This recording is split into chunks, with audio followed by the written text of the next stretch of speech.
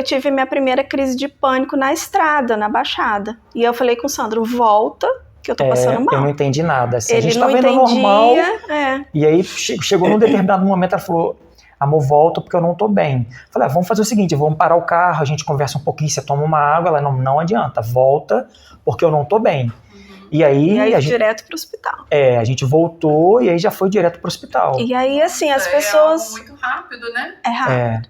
E as pessoas, assim, e não dava sinais. Assim, ela antes, nunca tinha tido nada assim. Aí te deu o quê? Uma agonia, um medo? O pé e a mão suando, taquicardia, aqueles sintomas, ela né? parecia que estava tendo realmente um ataque. Parecia que eu estava tendo um físico. Sim.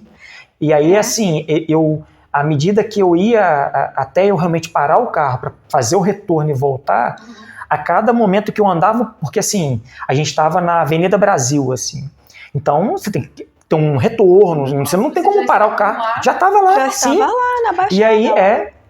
E aí, assim, ela, à medida que eu ia andando, ela ficava mais aflita, eu sentia a respiração dela mais ofegante, e aí ela assim, me leva para o hospital. Eu falei, Alana, eu não conheço nenhum hospital aqui, eu não sei onde tem um hospital, então vamos voltar, a gente vai para o hospital. Então você pega o primeiro retorno que tiver e a gente vai para o hospital.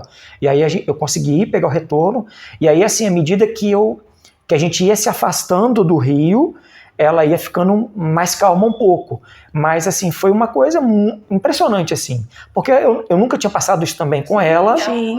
E aí, assim, a gente foi direto pro hospital e aí ela foi medicada. E no hospital eles não sabem, eles não falam, você tá tendo uma crise de pânico. Porque acho que também não tem certeza para falar, né? Até porque ela não sabia o que era, como era a primeira vez, né, que estava acontecendo, ela não sabia. Então, ela foi contando o que ela estava sentindo, e aí os médicos foram tentando ali, né, identificar ou diagnosticar o que podia ser. E aí, até eu saber o que eu tinha, eu bati muitas vezes no hospital. Até a gente descobrir, né? Até que alguém falou, não, você vai ter que procurar um psiquiatra, um psicólogo. E aí, até que você consegue uma consulta para começar a tomar um remédio. Eu sei que, assim, nisso foi um período longo de mais de mês. Eu com aquelas crises, sem saber ainda o que eu tinha, porque quando você não sabe o que você tem medo, mais medo, né? Você não sabe o que está acontecendo. Enfim, e aí comecei lá, né, o tratamento com remédio, aí psicólogo e tudo, e aos poucos fui melhorando, né? E parou. E aí... na verdade... sim. Eu fui melhorando, né? E aí a gente foi diminuindo, assim, os pedidos, né? A gente foi realmente fazendo, assim... da forma que dava, que não sobrecarregasse, né? Na verdade, assim, como a gente tinha um estoque muito grande de material, a gente foi fazendo com o que a gente tinha. E aí, quando terminou aquilo ali, a gente comprou alguma coisa mais, mas por aqui na região, ela não conseguia ir mais para o Rio, ela não conseguia mais viajar de carro, e aí a gente comprou alguma coisa por aqui só para atender, assim, aqueles clientes mais fiéis que a gente tinha, e aí a gente foi falando para as pessoas, olha, a gente não vai continuar, não tem como, a Alana não tá bem, e aí a gente foi diminuindo, até que realmente teve que parar. A gente parou. A gente não continuou e teve que realmente parar. E aí ela focou, assim, no tratamento, né, assim, as crises passaram a ser mais frequentes, e aí outras coisas também passaram a desencadear, né, as crises. E aí a gente viu assim, olha, realmente não dá pra gente continuar e tivemos que parar. Isso foram nos meses assim, de março e abril, que foi época de Páscoa, mais ou menos. E aí comecei o tratamento com medicamento, o psiquiatra falou pra gente, né? A única coisa que você não pode fazer é engravidar. Nesse momento, né? Por conta dos medicamentos, né? Porque é perigoso. E quando foi em junho eu descobri que estava grávida. É mais ou menos isso. E aí eu pirei mais ainda, né? Você pensa bem, tomando tarja preta, o médico falou, a única coisa que você não pode fazer é engravidar. Eu engravidei. E aí em junho eu descobri, né? A gente descobriu a gravidez. E aí naquele primeiro momento, assim, foi de muita preocupação por conta do bebê, né? A gente não sabe o que... E aí você começa a pesquisar na internet, você vê um monte de coisa, você ouve um monte de coisa, que isso vai prejudicar a gravidez, isso pode influenciar a criança, pode fazer mal. E aí, assim, a gente ficou muito preocupado, mas a gente falou, olha, não tem jeito, tá grávida, exatamente. E aí, assim, isso acho que a partir desse momento, eu acho que isso foi um start, assim, de fortalecimento, principalmente acho que da fé da Alana. porque assim, o tratamento, obviamente, né, clínico é muito importante, mas foi um momento em que a gente procurou assim, pessoas que nos ajudassem, que nos auxiliassem, e assim, a gente procurou, até conversou com pessoas de outras religiões, né, de igreja evangélica. As pessoas levam a gente, né, porque as pessoas também acham que é problema espiritual, tem aquela coisa, né. Então, como a minha família é bastante dividida, né, em questão de religião, tem uma tia que leva para a igreja, e assim, e eu muito perdida nessa coisa da ansiedade, né, e eu sentia muita necessidade de Deus, entendeu? Eu queria buscar Deus e aí fui na igreja evangélica, vai ali, vai aqui, faz oração e chama fulano, até que eu fui numa missa onde o padre era carismático, e assim, e o Sandro falava para mim, eu não vou mudar de religião, porque eu tava indo, né, vai daqui, vai ali. Você ia sozinha ou você... Não, eu ia com ela, eu ia com ela, sempre fui com ela, mas assim, eu sempre falei com ela, falei, Alana, olha só, o que você está passando, a gente vai conseguir superar isso, mas a gente não precisa mudar de religião por causa disso. E aí, assim... Mas eu estava meio perdida.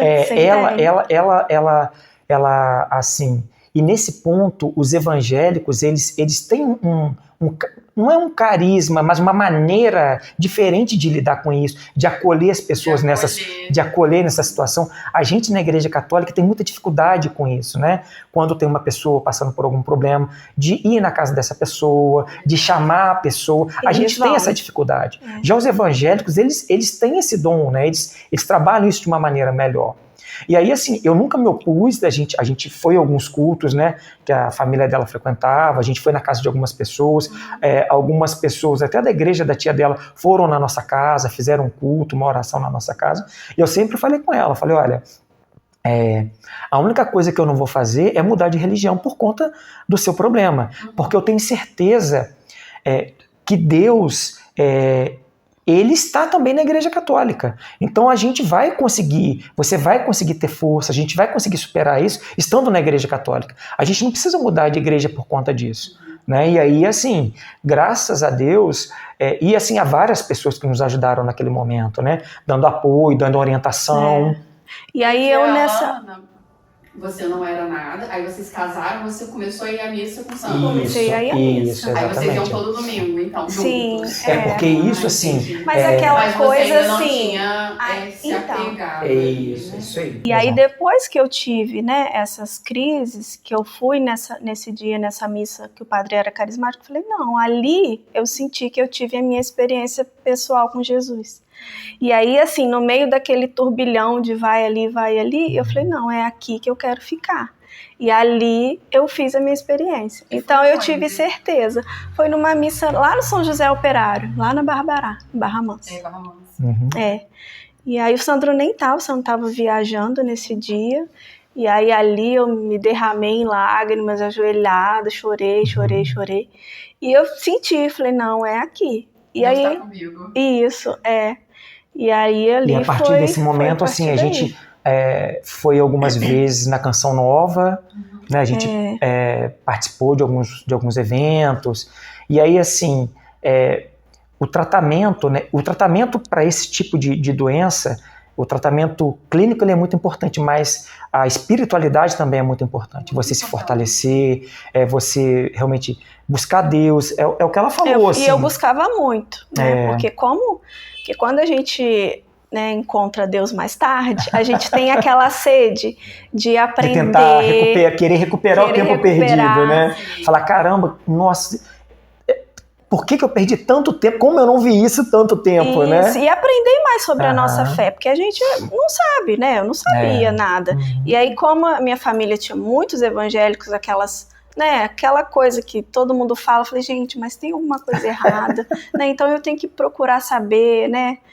O que é o certo, o que não é, né? Então, assim, eu busquei muito aprender também sobre a fé católica.